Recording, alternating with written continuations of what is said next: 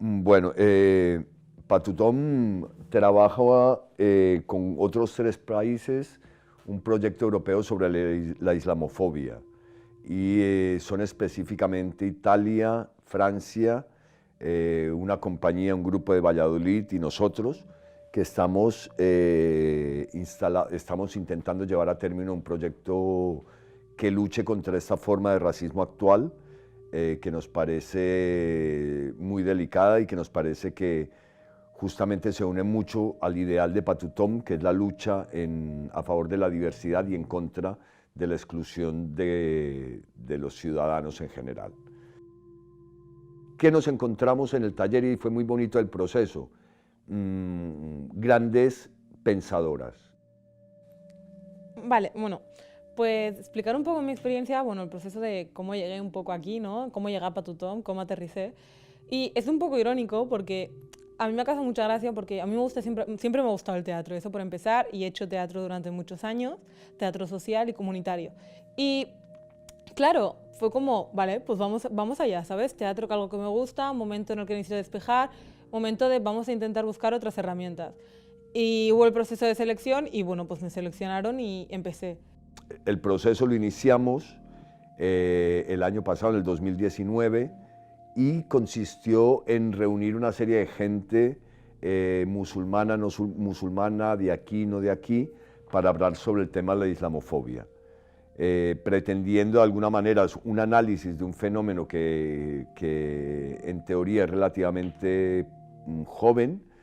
pero que vemos que justamente actualmente viene a mayores y viene creciendo, diríamos, un racismo que de alguna manera la diferencia es que se concreta sobre un grupo humano determinado, y ahí es lo que nos interesa, es trabajar por qué y hacia qué es ese ataque y quién lo produce. En principio hicimos una convocatoria abierta y vino gente que quería ser actriz o actores, vino gente que le interesaba la temática de la islamofobia, vino gente que ni sabía qué era eso, y eso creo que es siempre la aportación en la riqueza de Patutom, la variedad respecto a las temáticas que tocamos. Una de las cosas que a mí me sentía que me gustaban era que no era un único diálogo entre personas musulmanas que sabemos todo lo que nos encontramos en nuestro día a día y cómo se nos trata por ser musulmanes, sino fue un diálogo entre personas de diferentes religiones, culturas, colores, era como diversidad pura donde uno se ponía a entablar una conversación. Entonces el proceso fue muy interesante porque primero para nosotros es todo un reto, al no vivir directamente la islamofobia, poder ofrecer una herramienta como es el teatro del oprimido para un grupo que tampoco sabemos exactamente quién lo conforma, porque lo que hemos aprendido claramente en esta época es que hay una diversidad increíble dentro del mismo mundo del Islam. No los podemos meter a todos en un saco y decir que todos pertenecen a un colectivo determinado. Y debatíamos o explicábamos hechos personales, cosas que hayan sucedido, o incluso no yo de como musulmana, cómo me he sentido delante de una situación, sino también como una persona fuera que no es musulmana, cómo lo vive de fuera, o en qué momentos, o sea, yo me he quedado sobre todo con personas y compañeros que he tenido que han dicho muchas veces, ¡buah! Es que yo pensaba esto. ¿Qué es lo que nos dimos cuenta a partir del trabajo con la gente?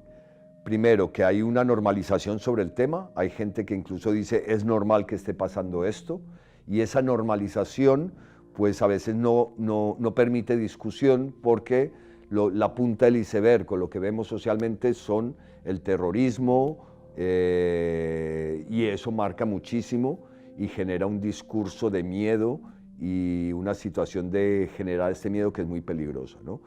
Entonces vimos primero que hay una normalización del tema, hay incluso una aceptación al discurso de odio. Creo que a nombre de la libertad de prensa o de la libertad de expresarnos todos, hay gente que deliberadamente y estructuralmente está generando un discurso de odio, y eso es lo que básicamente sí nos unió a todos para ir en contra de este discurso de odio. Fue muy interesante porque todo esto que a mí me define, mujer, musulmana, con hijab y migrante, lo pude como entablar muy bien dentro del grupo, porque creo que fue como un espacio donde uno se sentía súper cómodo, en el sentido de comentabas cosas, o sentidos en el que te sentías discriminado y habían personas que sentían exactamente lo mismo que tú. Teatralmente lo que hemos hecho nos ha permitido percatarnos de las estrategias de los opresores para generar un gran enemigo, como si generando un gran enemigo nosotros supiéramos mejores quiénes somos, como si diciendo, pues, si ellos son islamistas tenemos que ser católicos. Ese es el constante error que para mí se produce, que es generar el otro, y por ese otro ahora pasa por el Islam y por los practicantes del Islam. Nos sentimos condicionados, nos sentimos obligados a tener que esforzarnos el doble, el triple, el cuádruple para poder acceder al mismo lugar que cualquier otra persona. Y eso frustra mucho, cansa mucho, pero demasiado, no sabéis cuánto, la verdad. Y a veces es como simplemente no buscamos aquí en plan ser, yo qué sé, no os imaginéis que queremos ser aquí, vamos, los representantes del mundo, queremos hablar. No, simplemente queremos poder ir a cualquier otro sitio y que se nos vea como uno más, y a partir de aquí, pues no sé, ser nosotros mismos, plantearnos, y que si voy a un puesto de trabajo o quiero hacer prácticas en un centro educativo, que esto salió mucho también de no me dejan ir a hacer prácticas de mis estudios aún de esto porque quieren que me quite el hijab, o mil historias de esta de que se me valore por, yo qué sé, si doy un puesto de trabajo, pues que no se me coja tampoco ni por ser la mora, ni por visibilizar la tasa de inclusión, ni tampoco por ser la blanca sin hijab, sino yo creo, y que debería ser así, que se contrata a una persona por sus competencias, porque está preparada, porque es lo que buscan en ese puesto de trabajo, ¿no? Al final, como así como en cualquier otra cosa. Y creo que es muy importante ser consciente de eso, porque ahora se dice cuando se nos ve hablar, ¡buah, es que quieren colonizarnos, no sé qué! No, señoras, no es así. Yo recuerdo con mucho cariño y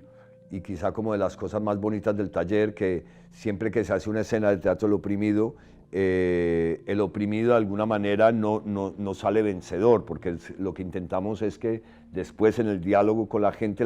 tome el sitio del oprimido y intente llevar a término estrategias de liberación. Era muy interesante con estas chicas tan beligerantes y potentes en escena, decirles que no podían salir ganando, que no argumentasen tan bien, ni luchasen tan bien, porque eso era el papel del espectador, como nosotros llamamos a los espectadores del teatro del oprimido. Frustra mucho intentar actuar y no